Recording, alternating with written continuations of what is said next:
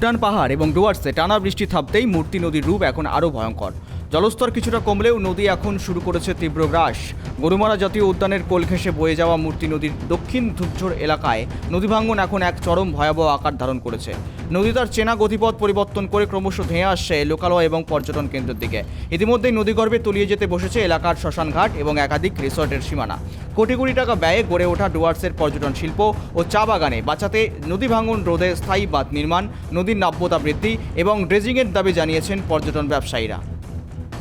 চিন্তার মধ্যে যে ঘুম দিয়ে উঠে প্রপার্টি দেখবো কিনা সেটাও আমরা জানি না। এই যে নদীপথ যেভাবে ঘরে যেভাবে হয়।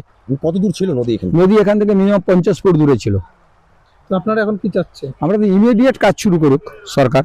প্রশাসনকে জানিয়েছি, সব জায়গায় জানিয়েছি, প্রশাসনকে আমরা সমিতিতে গিয়েছি, বিডিও সাহেবকে জানিয়েছি, কোনো সমস্যার সমাধান হয়নি।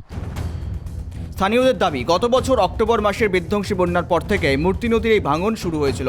সাম্প্রতিক বর্ষার সেই পরিস্থিতি আরও জটিল হয়েছে। প্রায় 40 থেকে 50টি সরকারি ও বেসরকারি রিসর্ট এবং হোমস্টে রয়েছে এই এলাকায়, যা এখন সম্পূর্ণ অস্তিত্ব সংকটে।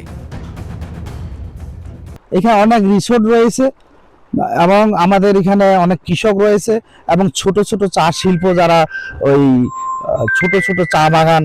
এখন তো এখানে হাতি এলাকা, যেহেতু ধান গাড়লে ধানটা খেয়ে নেয়, তার জন্য আমাদের 4 বিঘা 5 বিঘা যারা জমি আছে, তাদের 5-6 বিঘার মধ্যে এরা বাগান করে আছে, তাদেরও একটু ক্ষতির মুখে আছে আর কি। আশঙ্কা করতেছে যে বাগানটাও বা হয়তো ভেঙে যেতে পারে।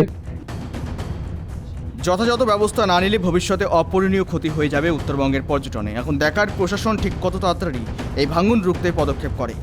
মালবাজার থেকে জিয়াউল হকের রিপোর্ট, কেটিভি বাংলা।